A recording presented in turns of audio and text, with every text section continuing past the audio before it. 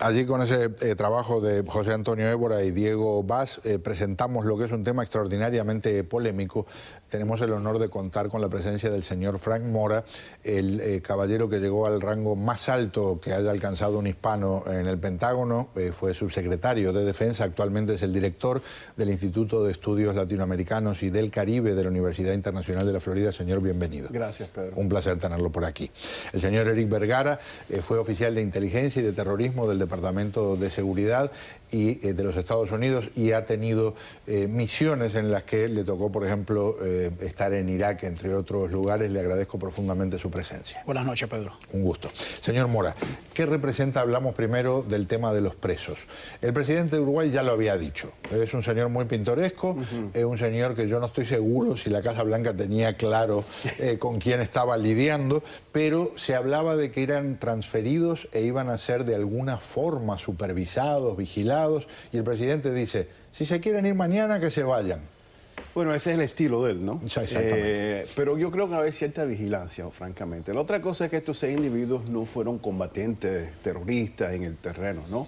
Eran gente que fueron recogidas, no tuvieron juicios cuando tuvieron Guantánamo y son gente que creo que Uruguay estaría en condiciones de aceptar. ¿Se han radicalizado en Guantánamo? No lo sé, ¿no? Yo pienso que no. ¿Ellos pueden salir de Uruguay? Sí. Si tienen la motivación, si están radicalizados, van a tener la capacidad en algún momento de irse de Uruguay. Yo pienso que no van a irse, yo creo que andan buscando cierta libertad, pero yo lo que no sé es si han llegado a un nivel de radicalización por el tratamiento que se le dio en Guantánamo. Hay una realidad que es el presidente Barack Obama, cuando era candidato, prácticamente planteó que lo primero que haría al ganar la presidencia era cerrar la cárcel de Guantánamo. Ya sabemos el resultado, se dio contra la pared. Algunos dicen metafóricamente que él es un prisionero de la cárcel de Guantánamo porque no ha logrado ese proceso. Todavía quedan más de 100 presos. 134. Y algunos de ellos son extraordinariamente peligrosos. Y esos nunca van a ser. Nadie los quiere, incluyendo congresistas de Estados Unidos. Correcto. Hay Guantánamo para rato. Tal parece, ¿no? Si es cierto que el presidente hizo esa promesa durante la campaña del 2008, a mí me consta porque yo estuve en conversaciones cuando se estaba trabajando, investigando cuáles eran las opciones, pero el Congreso estaba renuente, Pedro, de aceptar cualquier otra cosa que no sea Guantánamo. Estaba dispuesto a cambiar la ley, no estaba dispuesto a dar presupuesto para hacer esos cambios, ni mucho menos cuando se intentó ponerlos en Montana y Idaho, ni siquiera aislados en nada. Entonces el presidente simplemente no podría actuar ejecutivamente, no podía tomar una decisión y ahí estamos. Por lo que usted sabe de la cárcel de Guantánamo, va más allá de lo que es la cárcel tradicional de máxima seguridad. Sí. Y hablamos de un sistema que en la práctica, gente que de repente era un chofer o que de repente era alguien que podía haber participado de una maldad menor, pero no era lo que conocemos como la definición de un terrorista, potencialmente quiera matar a todo el mundo ahora. Puede ser. En Guantánamo hay como 3 campos, ¿no? El campo para aquellos que sí realmente estuvieron involucrados en terrorismo, están muy cuidados, vamos a decir, muy monitoreados y eso no se van a salir y los tratan de una manera muy diferente a aquellos que están en un tercer campo donde tienen cierta libertad, pueden caminar, etcétera, pero no han habido juicio para una persona. Claro. Entro a otro territorio y vamos a las operaciones en el campo, en este caso en Yemen. Le pregunto al señor Vergara, por supuesto, estas cosas son extraordinariamente difíciles de llevar a la práctica. En las películas funciona maravillosamente, en la vida real, trágicamente muchas veces no es así. Casi que es un milagro haber identificado dónde estaba el rehén, pero algo fracasó en el último momento. Su análisis de lo que pasó. Bueno, yo que funcioné como oficial de operaciones especiales, puedo decirte que son misiones extremadamente difíciles. Y hay factores que se introducen en una operación que a veces uno no espera. En esta misión específica fue el ladrido de un perro. El ladrido de un perro fue el que alertó a los insurgentes en el área de que había un plan de asalto proporcionado por los Navy SEALs, que es la Unidad de Operaciones Especiales Marinas de los Estados Unidos. Fue una misión de las fuerzas estadounidenses con las fuerzas yemeníes. Las fuerzas yemeníes tuvieron un papel limitado en esta operación porque solamente cubrieron el perímetro externo de esa pequeña aldea, o lo que se le dice en árabe un walí, y los Navy SEALs fueron los que De verdad entran en las casas donde se cree que están los terroristas. Entran en lo que le dicen batalla concluida en perímetro cerrado, pero el perro empezó a ladrar y ahí alertó a los terroristas de esto. Esto proporcionó que los terroristas le dispararan a los 2 rehenes, que sabemos bien que fallecieron desafortunadamente. Esta operación es una operación que viene después de un intento que falló en noviembre. Y entonces la administración se había secluido de hacer otro intento porque pensaban muchos analistas que el propósito de los terroristas era pedir dinero o utilizar estos 2 rehenes para proporcionar algún tipo de intercambio por otros prisioneros terroristas que fueran de alto valor táctico para ellos. Pero lo que sucedió es que se proporcionó inteligencia de que la vida de los rehenes estaba en peligro.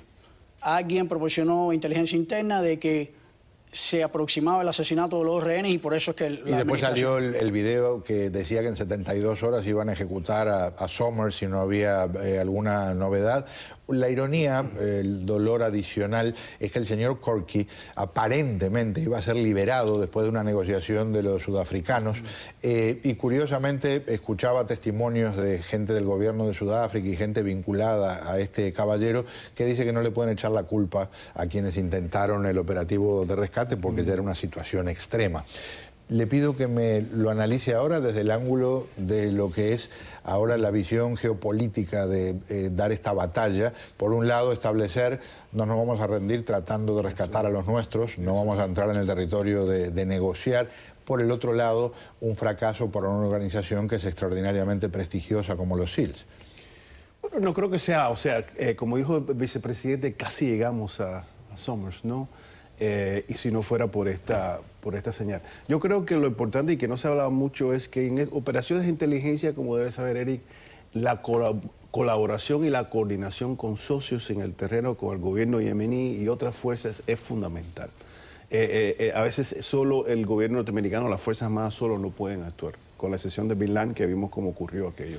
Pero yo creo, como usted dice, que esto es una señal muy clara, que Estados Unidos va a mantenerse consistentemente combatiendo a estos grupos terroristas, va a tratar de coordinar y colaborar con aquellos que quieren trabajar con nosotros y que nosotros estamos comprometidos y esperamos que otros estén comprometidos con nosotros.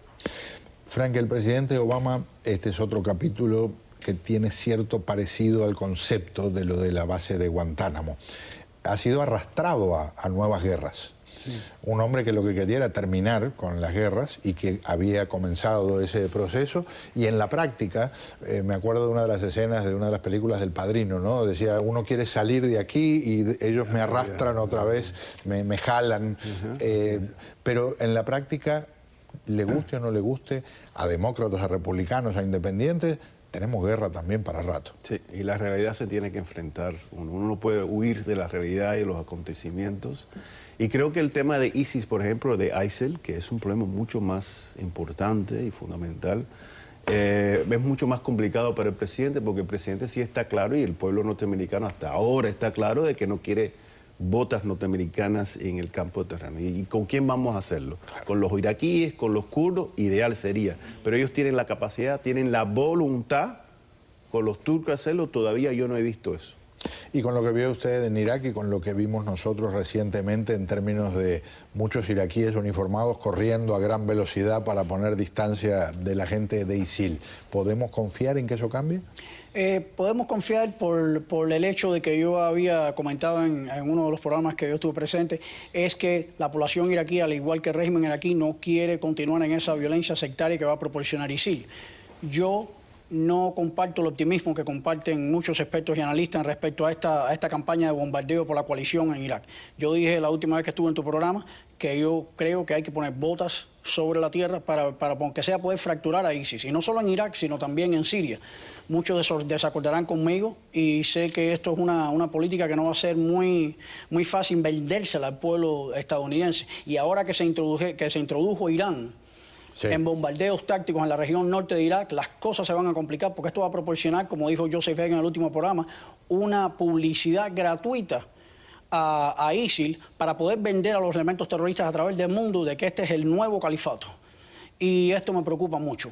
Y todavía no se sabe si los Estados Unidos están subversivamente creando un nexo a nivel operativo con Irán. Espero que no, porque esto va a ser un error terrible y sería una decisión extremadamente frívola con implicaciones geopolíticas, no solamente en la región árabe, pero a nivel mundial. ¿Qué me dice de eso, señor Mora? Sí, o sea, es complicado porque Irán, que es nuestro enemigo y estamos sin negociaciones y hay peligro de ataque, es un de facto aliado en el norte de Irak. Pero mira, es cierto que nosotros tenemos intereses, nosotros tenemos que liderar, pero los vecinos son los que tienen que aportar aquí. La amenaza son a Irak, a Jordania, a Turquía. Esos son los países que tienen realmente los intereses y que los amenaza. Estados Unidos también y tiene que aportar, pero esto no siempre debe ser la responsabilidad de Estados Unidos. Otros tienen que aportar. Quiero cerrar con algo que va en dirección a una, vamos a decir, imagen de lo que significa transformar el glamour de los que están reclutando para la yihad y para ISIL con la realidad. Por ejemplo, un francés que recientemente decía cosas como esta, incitando a que se unieran a luchar en Siria. Repentez-vous vers votre Seigneur et venez avec nous, venez nous rejoindre. Il se peut que vienne un jour où les frontières soient fermées. À ce moment-là, il ne restera que vos larmes et des regrets. Avez-vous peur? Plusieurs sœurs ont immigré enceintes à travers les frontières. N'avez-vous pas honte? Le chemin est facile. Aucune excuse. El camino es fácil, no es fácil, así que no tienes excusas, le dice a sus compatriotas.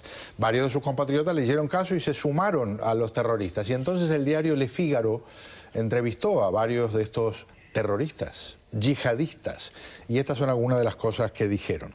Lo único que he hecho es repartir comida y ropa, también limpio armas y traslado cadáveres de combatientes. Ya el invierno está aquí, se está haciendo muy difícil. Después otro dijo, si regreso a Francia, ¿qué me va a pasar? ¿Podré evitar la cárcel? Teóricamente estaba dispuesto a morir, ¿verdad?, por la causa. Y esto mejora, porque otro dice, quieren enviarme al frente, pero yo no sé cómo combatir. Y por supuesto, para postre, el personaje más alucinante de los que fueron a la yihad. Este señor dice, estoy enfermo y cansado.